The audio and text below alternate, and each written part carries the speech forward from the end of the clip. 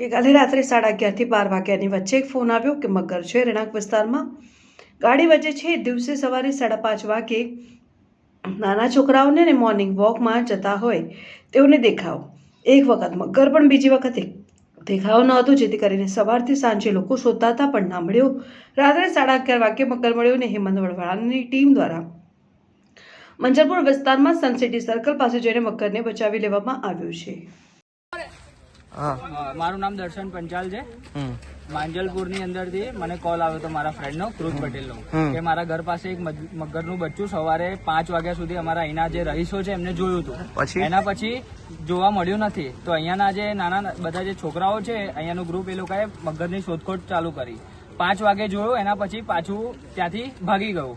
અને હમણાં 11, 11:30 સોસાયટીના રહીશોએ બધાએ ભેગા થઈને જયારે શોધ્યું ત્યારે એક ગાડીના પાસે ત્યાં જોવા મળ્યું.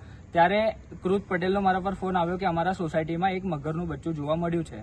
ત્યારબાદ મેં હેમંત વઢવાણાને કોલ કર્યો. એમને કીધું કે અમારા એરિયામાં એક મગરનું બચ્ચું છે, તમે આવીને ત્યાં રેસ્ક્યુ કરી લો. તો હેમંત વઢવાણા ત્યાં આવ્યા પોતે અને એમને રેસ્ક્યુ કરી લીધું છે. મગર કેટલો મોટો હતો કઈક અંદાજે? આશરે 3-3.5 ફૂટ જેટલો હતો. સવારે કેટલા વાગે? 5:30 વાગે. સવારના 5:30 વાગે મગર દેખાયો હતો તમને? સવારે 5:30. અને રાતના 11:30 વાગે ફરી વખત મગર દેખાયો? ફરી દેખાયો અને ત્યાં આગળ પછી હેમંત વઢવાણા આવ્યા અને ત્યાં રેસ્ક્યુ કર્યું એમની ટીમે. ઓકે.